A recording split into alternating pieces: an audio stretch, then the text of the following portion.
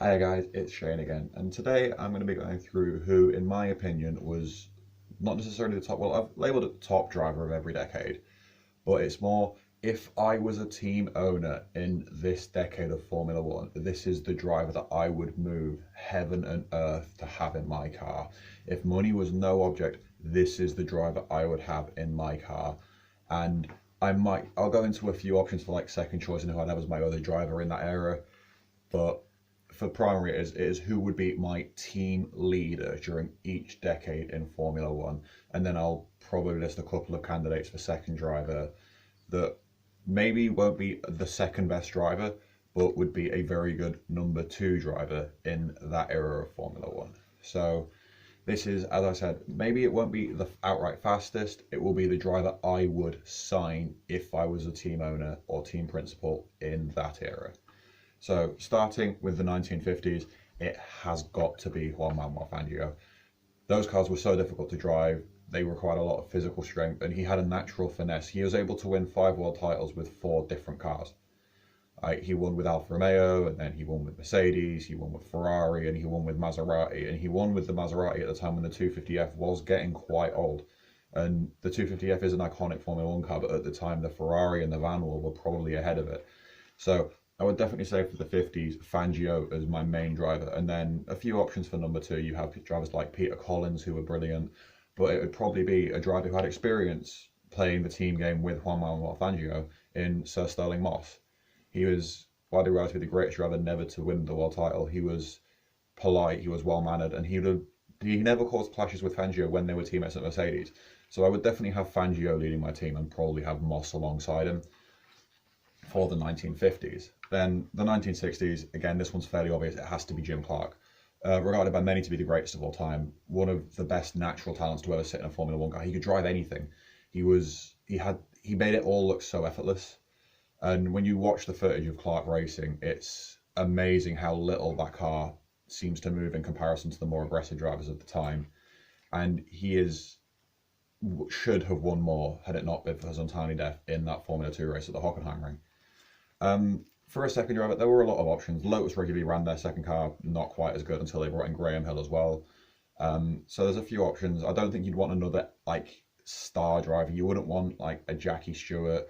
Although to be fair, the fact that Jimmy and Jackie got on really well means you probably could have two elite talents in the car, and there wouldn't be too much drama. So yeah, you probably could go with Jimmy Clark and Jackie Stewart, and then you've got a fantastic driver lineup. And I get to give Stewart a shout out because he's not going to make the list for the rest of the video. So yeah, it has to be Clark for the 60s, and I'd probably pick Stewart alongside him. I know that's possibly a bit disrespectful to drivers like John Surtees or Jack Brabham or Denny Hulme, but I think those two were the two best drivers in the 1960s.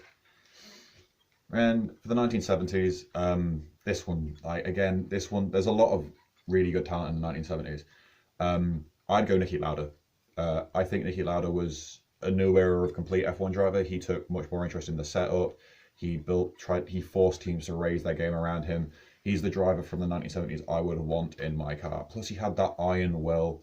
Obviously, we've seen a lot of more of Lauda with increased popularity through the film Rush, which really glorifies Hunt. Hunt maybe had a little bit of an edge on pace, like possibly even Lauda acknowledged that, but Lauda was the all-round better driver. I think if you had the choice of the two, you would always pick Niki Lauda. If McLaren had been given that choice in 1976 of Lauda and Hunt, they'd have gone for Lauda hands down. Not even because Hunt was unproven. You could do that later where Hunt was proven and a world champion, and you'd still pick Niki Lauda. For a second driver, drivers like Jochen Mass were okay second drivers.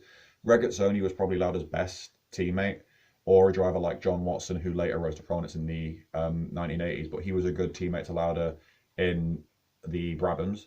But it's harder with the number two. I'd probably go with Regazzoni as the foil for Lauda, because both are very complete and very quick drivers in their own right. But Lauda has to be your first choice in the 1970s, without a doubt. For the 1980s, and here's the one that's always going to stick by. So I've done this, that I can't use the same driver for multiple decades, which means some drivers are missing out because I've had to fit drivers in where I think they would bring the biggest advantage to my team. So the 1980s, I've gone for Alain Prost for very similar reasons to Niki Lauda. While Senna was quicker than Prost in the same way Hunt was a little quicker than Lauda, I think Prost would be the driver I would rather have in my team. He's less likely to cause disruption. He's less likely to bin it. He's less likely to crash into another driver. He's far more complete. He is going to bring the car home regularly, scoring points, and that's why he has 4 world titles to his name and 51 wins. Like, he was nicknamed the Professor. Prost was everything you'd want from a driver in the 80s. He was so good at managing the cars when fuel was a concern, when reliability was a concern, and that's why I would have to pick Prost over Ayrton Senna. For a number 2, there's the 80s was full of talent. Like, there's so much talent in the 80s. Aside from Prost and Senna, there was Piquet, there was Nigel Mansell. You had a lot of talent. You had young drivers that never got to prove themselves, like Stefan Bellof. I'd go for someone like Gerhard Berger for the 80s as a number 2. He was rapidly rising. He was never quick enough. He'd never be properly quick enough to challenge at the top, but he was a consistent performer. And on his day, he could deliver the result when Prost wasn't there. So if I had, my first choice would be Prost, and I'd probably pick Berger to partner him. The 1990s, and this is the point where Senna is definitely not getting in this video, I would pick Michael Schumacher. Schumacher I could pick for the 2000s, without a doubt. But I think, while he was at his most dominant in the 2000s, I think what he brings as a driver would give you a bigger advantage as a team in the 1990s than it would in the 2000s. Because in the 90s, Schumacher was the only proper athlete in Formula One. Like, that's why he was so far ahead of everybody. That's why he was so competitive and able to drag results out of underperforming Ferraris, for example. He was relentless, and that advantage is diminished by the fact that other drivers raised their game to match him in the 2000s. I think in the 1990s, what Schumacher brings will give you a far bigger advantage than it would if you brought him into a team in the 2000s. So that's why I've chosen to use my Schumacher spot in the 1990s. And back up for Schumacher in the 90s, you could again make a case for Gerhard Berger. You could probably make a case for, in the earlier decade, Riccardo Patrese. You could make a case for Martin Brundle, who Flavio Briatore went on record as saying was probably Michael's strongest teammate. You could also make the case for Schumacher's actual number 2 in Eddie Irvine. But I would pick David Coulthard for my number 2 in the 1990s. Coulthard knew exactly where his place was. He was the perfect number 2. He knew he was quick enough on his day, but not quick enough to beat Michael, to beat Mika. So it's a shame that drivers like Hakkinen and Senna aren't going to make this list, but I'd always pick Prost over Senna, and I would always pick Schumacher over Hakkinen. Even if Hakkinen and Senna possibly had a slight edge on pace, the overall picture, I think Schumacher and Prost bring more, so I would always pick Schumacher. And I think he gives a bigger advantage in the 1990s. For the 2000s, this leaves us with a few options. So Fernando Alonso, Kimi Raikkonen are the 2 standouts for me from the 2000s once Schumacher is taken out of the picture. And of the 2, I think I'd have to pick Fernando Alonso. He's charismatic. I think possibly he just edges it over Raikkonen on talent as well. Raikkonen is a very talented driver, but I think Alonso just has that little bit extra. Perhaps Raikkonen should have won a couple more world titles had reliability not ruined him while he was at McLaren. He definitely could have won it in 2005 and probably could have won it in 2003 because Ferrari had that really bad off year. But I think I would pick Alonso. The issue is if you pick Alonso, you have to be very careful on who you pick for your number 2 because he is an abrasive character. So if it was Raikkonen, it would be a lot more easy to bring in a stronger number 2, such as a Felipe Massa, and it wouldn't cause too many issues. But I think for Alonso, for his number 2, you need that driver that's not going to cause issues. You need a Barrichello or a Fisichella. And I think reuniting the Renault dominance partnership of Alonso and Fisichella would be very good in the 2000s. If you were a team principal with the money and you knew you could give them the car, you'd probably take home both world titles with that. For the 2010s, this one's really obvious. It has to be Lewis Hamilton. He has been the standout driver of this decade. When the McLarens weren't there, he was still quick in the days of the Red Bull dominance. Hamilton was still very much a quick driver. He just hadn't quite matured yet. But at Mercedes, he's grown into possibly the most complete driver of all time. If you think of picking anyone else from the 2010s, then you're insane. He is the outstanding driver on the grid right now. He has got everything that someone can match him in.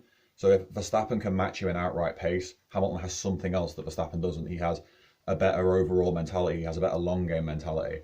And then with the drivers that can match him with his long game mentality, like Perez, then Hamilton's just quicker than them. It's the same with Hamilton against Bottas. So Bottas is a very quick driver, but he doesn't have that ability to manage tyres and drive within himself because he will push himself too hard to try and match Lewis because Bottas hasn't quite learned that he is this decade's David Coulthard, essentially. So it would have to be Lewis Hamilton as your number one. And for the number two, I'd probably still go Bottas. Like, that team has a 100% success rate on taking home both world titles. It's clearly working, and Bottas is clearly doing a much better job as the number two to Mercedes than anybody Red Bull put in their number two seat. I mean, you could make a case for Kimi Raikkonen being the number two at Mercedes. That'd be hilarious because Raikkonen's definitely quick, and he would not annoy Lewis Hamilton. But well, not off track. On track maybe, but off track probably not. But I would go Hamilton definitely for my first pick, and Bottas as his teammate. Like, Hamilton is a no-brainer for the 2010s, and obviously the 2020s is too young. We've had a season and a bit, so I think by the end of the decade, the outstanding driver of the decade is probably going to prove to have been Max Verstappen or Charles Leclerc. Although I wouldn't be surprised if at the end of this it was someone like Norris or Russell. They both have immense potential. If Norris continues to grow the way he is growing, he has got a lot of potential to go on. And if McLaren can move towards the front, go on to really, really make a name for himself in Formula One. So just to recap, my 1950s first choice would be Fangio, my 1960s would be Jimmy Clark, my 1970s would be Niki Lauda, my 1980s would be Alain Prost, my 1990s would be Michael Schumacher, my 2000s would be Fernando Alonso, and my 2010s would be Lewis Hamilton. They would be my first picked driver if I was a team manager in that decade. I think they would bring the most to the team, then bring less detriments than some of the other more obvious choices would. That's why there's no Senna in this list, for example. But let me know what you think in the comments. I've got the video coming on what I think every current driver's biggest weakness is, but work is getting a little bit busy, so I'll be having to upload that later on during the week. Until next time, I have been Shane Nye. Thank you for watching.